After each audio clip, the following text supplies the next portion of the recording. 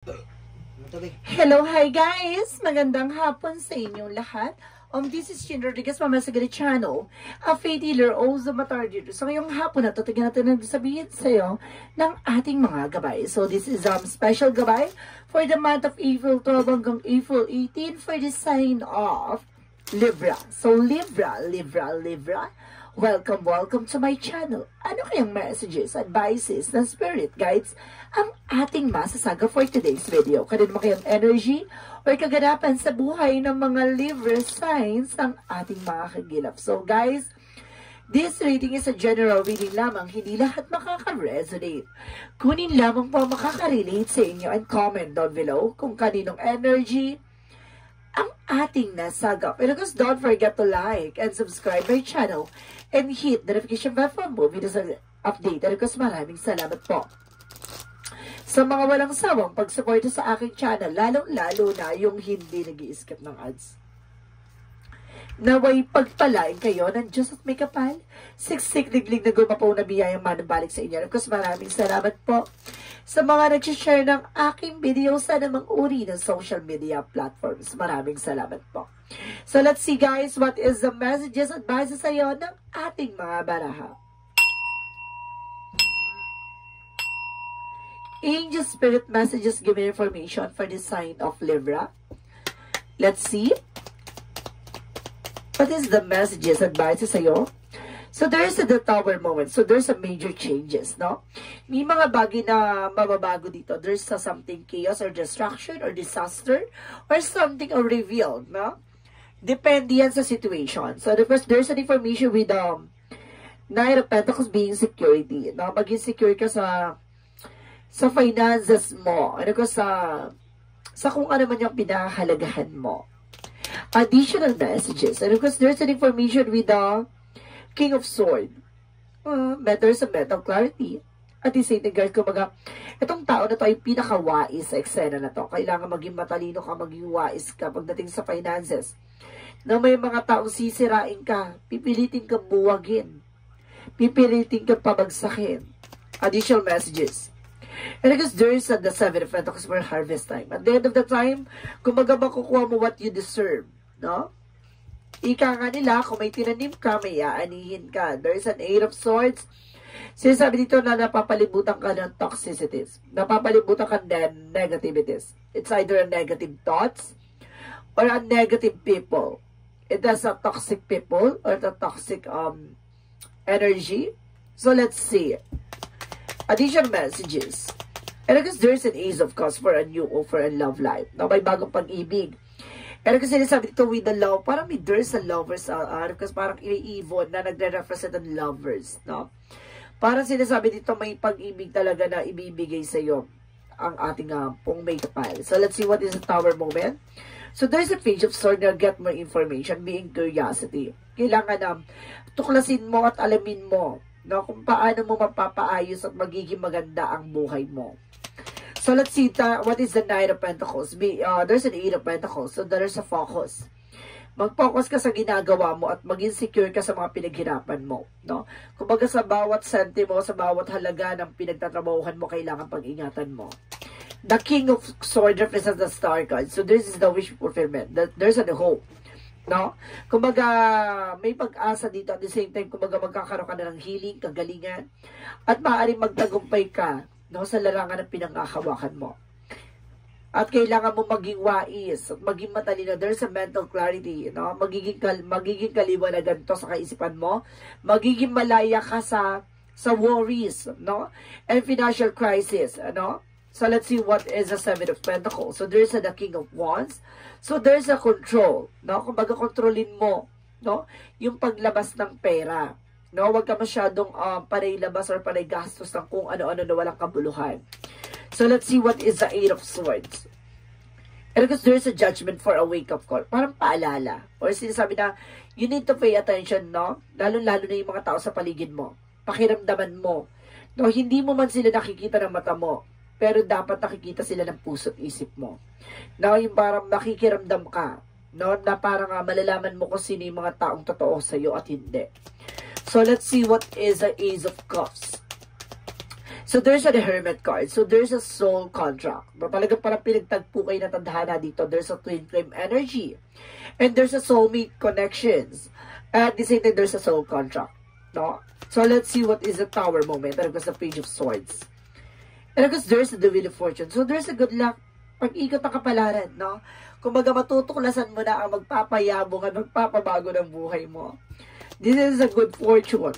This is a good luck. And of course, there's an Ace of Pentacles for the Knight of Pentacles and the Eight of Pentacles. Reference at the Ace of Pentacles. So, there's a big money and big opportunity. I told you so. Kumbaga, maging secure ka sa bawat pinaghirapan mo kasi may malaking kaakibat ito na magiging malaking tagumpay mo. No, ito na yung pag-ikot ng kapalaran, no? And because there's a Knight of Wands for this silence, no? Kailangan mo maging tahimik, lalo-lalo sa mga plano mo sa buhay. Kasi maging wais ka na, no? Kumbaga, there's a stop the pattern. Putulin mo yung mga bagay na alam mong hindi nagsiserve sa tulad ng ano, no? Yung post mo sa social media, yung mga plano mo. Tapos eventually, hindi matutuloy, hindi matutupad. Kunyari, aalis ka na, punta kayo mabansa. Tapos magkakaroon ng problema, no? Or some of you guys, no, may hinihintay na documents, papers. Tapos eventually, wala ang nangyayari, no? Kumbaga, naghihintay ka na lang ng tawag, pero wala pa rin kaganapan. So, ibig sabihin dito, matuto ka na, no? Para matupad yung mga pangarap mo, kailangan maging tahimik ka. Low-key muna. And of course, there's the Seven of Swords.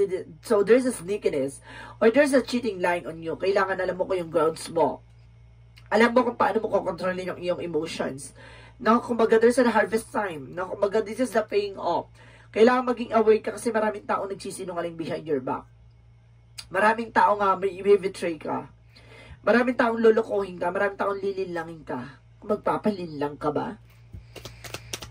The Eight of Swords, because the judgment, represent the Five of Wands, complication, competitor. So see, maraming taong komplikasyon. Maraming tao sa paligid mo na nagbibigay komplikasyon. Maraming tao sa paligid mo ang kalaban mo or there's sa competitors. Pagdating sa business, sa trabaho, negosyo, hanap buhay mo. Or maraming taong ayaw masapawan. Ayaw maungasan. The judgment is a wake-up call na huwag kang nagtitiwala agad-agad or huwag kang nagbibigay ng idea or information sa mga tao sa paligid mo. There's a something betrayal na parang nasa-sense ko dito na may taong, kumbaga, lagi mo nakakausap. Pero eventually, kumbaga, itong tao na to, ay, kumbaga, kumukuha na information sa'yo, tapos, kumbaga, nag-aano sila, there's an evil eye curses na parang, kumbaga na nalalangin na hindi mo makuha yung opportunity na yung gato-ganyan kasi malaking inggit sa'yo. Inggetera puti. So, let's see what is the Ace of Cups because the Hermit card. And because there is a Two of Wands by choices, no? Kumbaga, kumbaga itong tao na ito makikilala mo with the soul contract. Kumbaga, choice nyong magtagpo at choice nyong makilala isa't isa. So, let's see what is additional messages for the outcome. So, ito yung kaganapan sa buhay mo, sa kakalabasan sa eksena mo in the near future. No? Because there's a Two of Cups with a partnership. No? Makikilala mo, magtatagpo na kayo. At this is the Lion that represents the Strength card. Talagang pinalakas kayo ng tadhana. At the same time, there's the Ace of Wands for a new beginning. No? And because there's a new beginning, new plans, and new ideas. So, maraming papasok dito yung mga plan nyo sa buhay, and there's a purpose nyo sa buhay nyo. Additional messages about sa future nyo dalawa, or sa future mo. And because there's the Queen of Cups by healing, unti-unting paghilom, unti-unting paggaling sa mga karamdaman, sa mga pighati, sakripisyo, paghihirap mo, kumbaga unti-unti nang makakausad. So, let's see additional messages about sa career. Sa career mo naman, guys, there's the Nine of Cups. So, there's a wish fulfillment. Unti-unting napagtupad sa mga pangarap mo pagdating sa career mo or sa business or sa trabaho mo. Or, guys, may nasa-sense ako dito na gusto mo mga ibang bansa maaaring matupad na. There's a Four of Cups na evaluate or analyze. Na huwag ka lang magpapabutol sa mga agencies, ha? Kumbaga, meron dito kailangan may evaluate or observe muna, ha? Baka mag-goyo ka, ha? Ingat-ingat. And at the same time, there's the Queen of Pentacles being practicality. So, maging practical ka, ha? So, let's see what is additional messages about sa love life. So, there's a Three of Swords in reverse from recovery from the pain. So, kumbaga, nakaranas ka ng mga lokohan, landian ng ganito, ganyan. Kumbaga, ngayon, kumbaga, hindi lang harutan. May pag-ibig talaga na pinagtagpo kayo. And there's a Devil card. Mag-ingat ka lang kasi maraming taong naiinggit sa'yo at maraming naiinggit sa relasyon nyo. No? Maraming taong sisira at maraming taong susubukan sirain with the Four of Swords. May gayuma, no? no? There's a four of swords with something intuition na maaaring kumbaga anuhin yung kanyang kaisipan or either kaisipan mo, no? Guluhin ba? Let's see. See, there's a Ten of Wands of maaaring pasa, kumbaga bigyan ng pabigat, no? Yung inyong pagsasama, no? Kaya kailangan maging aware kung kayo to na kumbaga bago pa lang na magkakaroon ng kumbaga relationship or either kumbaga magsasama kayo, live-in kayo or mag-asawa kayo, kumbaga mag-cleansing kayo. Para na sa ganun hindi ito pumasok sa inyo tong bigat or karma or sumpa na ginawa sa inyo. There's kumbaga gayuma. Kasi ang gayuma kasi marami kasing ano yan maraming factors yan, maraming panggagalingan, marami kasi ang gayuma kasi pwede din gawing pampahirap, no? Para malasing ka, ganyan. No, para maging mabigat ang pagsasama niyong dalawa. May ganon. So, let's see what is additional messages about naman sa health. Sa health naman, there's a Five of Cups. So, there's a disappointed or something regret. Na may mga pinagsisisihan ka dito or pinangihinayangan ka. There's a Three of Wands for waiting for so to waiting for a ship. Now, may mga karamdaman ka dito. No, kasi naging abusado ka rin sa sarili mo na kailangan mo magpagaling. There's a Three of Wands for ang hinihintay mo na lang resulta. No, maaaring nagpapacheck up ka or nagpapagamot ka. Maaaring, kumbaga ngayon, pinagsisisiya mo dahil sobrang ka sa kung ano-ano ang iniinom mo, kinakain mo. No? Pero meron ako na sense dito na parang may gallstone. Dito. Mahilig ka siguro sa junk foods. So, guys, let's see what is the Archangel Raphael messages. Archangel Raphael messages for you. Consult with a nutritionist. So, see, I told you, may health issues ka talaga. At the same thing, guys, there is an unconditional joy.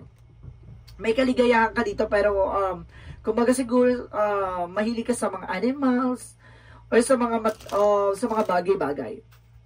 Let's see what is the magical fairy messages. For magical fairy messages, for the winter, no? The answer to your prayers and affirmation are fully realized in the winter's month, no? Kumbaga wala masasagot yung pagdarasal, no? Masasagot na yung hinihiling mo, no? Ngayong winter's season. And there is an affirmation, no? Kumbaga positive thought create a positive result. No? Panatiliin mo positibo ka sa lahat ng mga iisipin mo, gagawin mo. The more na positive ka, magiging positive din ang outcome nito. So, let's see what is the yin and yang oracle card. Freedom, no? Makakalaya ka na sa worries. And there's a leap and opportunities, no? Kumbaga may darating na oportunidad para sa'yo. At the same time, there's a remember, no? There's an awakening. May pagmulat ng katotohanan dito. Pinapakita na sa'yo yung mga bagong eksena or bagong buhay. At the same time, there's a twin flame. I told you, may twin flame and soul contract dito. Maaaring twin flame kayo na person mo. Or there's a karmic relationship. No? So, let's see what is the synchronicities. Storm. Oh, may unos kasi. May susubuking sirain ang inyong pagsasama. The Tower moment. Unang baraha pa lang no? There's a destruction or disaster. Susubukin ang inyong relasyon, ang inyong pagsasama, or either ang iyong buhay. There's a child, no? May kinalaman dito. Maaring may anak siya sa iba, or may anak ka sa iba, gano'n. Or either, kumbaga, may kinalaman there's a child. And there's a wildness, no? Kumbaga, maging ano ka dito, or either nagiging, mabangis, or kailangan mong, there's a revenge, no? Maaring ganun. Kumaga may mga tao, mayroon ditong naghihimagsik, or mayroon naghihiganti. So, let's see what is the chakra messages. So, there's a bittersweet, no? Kumaga sa dami mong pait na naranasan, may tamis ng tagumpay. At the same time, there's a perfections, no? Kumbaga, be organized sa mga bagay o ginagawa mo sa buhay mo. Kumbaga, hindi ma-perfect for sure, pero naka-set aside lahat ng mga kaganapan sa buhay mo. At marunong kang mag-organize at maglinis or mag-ayos ng mga bagay-bagay pagdating sa sarili mo. Na pagdating sa buhay mo. No? Alisin mo yung mga luho, bisyo, or mga ganon. Alisin mo yung, it's a negativity. At the same time, there's an impartiality. Maging balanse ka. Maging balanse ka, no? Emotional, practical, and physical, and material. Archangel Michael messages, you're on the right path, no? Sa tamang direction ka. Additional messages. And of course, guys, there's write about your thought and feelings. So, see? Sundin mo ang iyong sinasabi ng pakiramdam mo. And you and your loved ones are safe. No? Yung mga mahal mo sa buhay, safe naman daw. Let's see what is the mythology. Work through your fears. No? Labanan mo takot at pangamba mo. And of course, it's time to take action. Ito na yung oras para kumilos ka. Para tapusin na nagsisilbing balakid. At the same time, there's an adjustment are required. Kailangan mo mag-adjust. Yun yung sinasabi ko kanina na huwag ka nagpo-post sa social media. No? Lalo-lalo na yung mga achievements mo. Nangingit-ngit sila sa inggit tea. No? Additional messages. At the same time, there's the golden children, rare gift, no? Meron ditong regalo ang universe na kakaiba. Pamibigay sa iyo ang universe na, kumbaga, something uniqueness. And of course, you're not alone, no? You're feeling isolation, pero hindi ka nag-iisa. May mga gabay na tumutulong sa iyo. Additional messages for angel spirit. And there's a career change. Maguhin mo yung career mo. And because there's a speaker, something orasyon. May gumagawa nga ng something orasyon. And there's a nutrition. See, tinatarget ka nito sa health. Kailangan mo kumain ng mga masusustansyang pagkain, guys, sa fruit and vegetables. Kasi kumbaga siguro mahina ang iyong fiber. No? Ang iyong immune system. There's a denial. I-acknowledge mo yung fear, replace mo yan ng awareness. And there's an abundance. May kasaganahan talaga nakalaan para sa iyo and there's a change. Mababago na ang eksena dito. Baguhin mo ang maling sistema. So let's see what is additional messages for angel spirit. And there's a transformation. May pagbabago magaganap. And there's a resolution, problem solving. Masusolusyonan na ang problema mo. Wow, pinakita na sa iyo talaga kung ano yung mga bagay na kailangan mong gawin. And there's a choices. Choice mo to and there's a psychic abilities.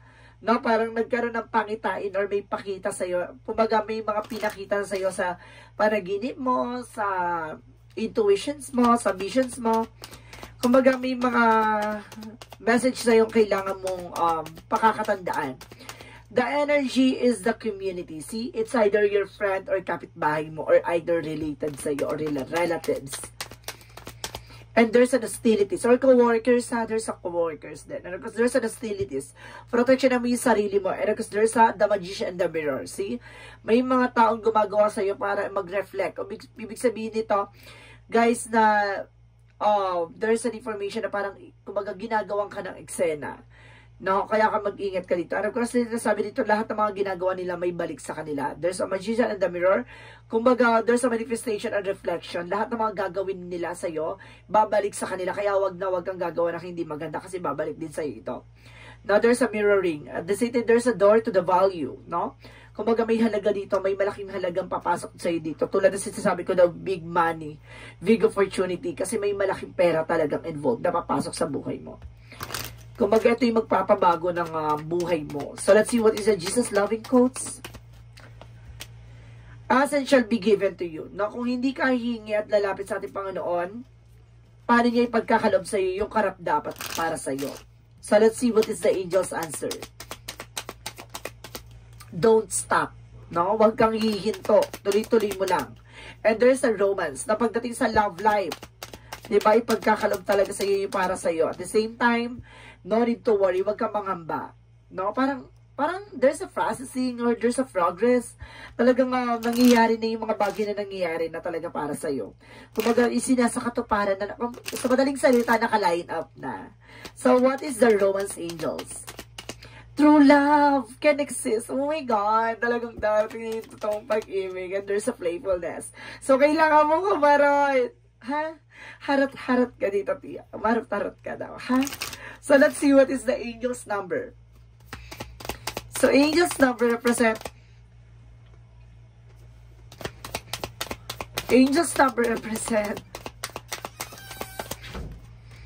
333. Support! Wow! Sinusupportan ko ng ating angels. Because there's a joy, community, and vision talent. So, talagang Or there's a psychic abilities, may kakayanan ka ha. There's a psychic abilities dito. Ibig sabihin, there's a rare gift. Ibig sabihin, you're being gifted that. So, maaaring, meron sa'yo regalo ang universe. It's either manggamot, manghilot, or there's a manghula, or also a tarot reader. Wow! At sinasabi dito, seeing the angels numbers, 33, is a sign that it's time to focus in wise work on your skills. Discover your talent and use your imagination. Unleash your inner artist. Doing so will boost your self-esteem and sense of confidence.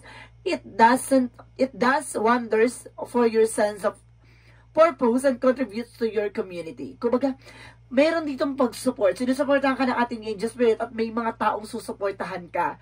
No? Diyan sa, sa range mo or rango mo. Or diyan sa skills or kakayanan mo. Wow! You're also gifted. So, let's see what is the messages of life. Marami na tayo.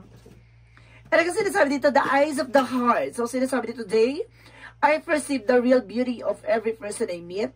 With the eyes of my heart, I see behind the personality and focus of energy of love that dwells beneath the surface. I am filled with the wonder at the presence of God in every one of us. The eyes of the heart allow me to see the divine shining everywhere. So, ibig sabihin, gamitin mo yung puso mo para makita, no, ang kahalagahan ng mga bagay-bagay, lalo-lalo na para makipag-ugnayan sa ating Panginoon. No, totoo naman talaga, sa puso tayo makikipag-coordinate, makikipag-ugnayan sa ating Panginoon. Diyan mo makikita ang kaliwanagan at pagmamahal sa isa't isa, no? Diyan na malilinawan at makikita ang totoong sakripisyo at totoong pagmamahal sa mga totoong minamahal. So guys, this reading is special gabay for the month of April 12 hanggang April 18 for the sign of Libra. So Libra, maraming salamat for this wonderful reading. So once again, this reading is a general reading lamang, hindi lahat makaka-resonate. Kunin lamang po makaka-relate sa inyo. And comment down below kung kaninong energy ang ating nasaga. Maraming salamat guys and see you in the next video. Bye-bye and babush!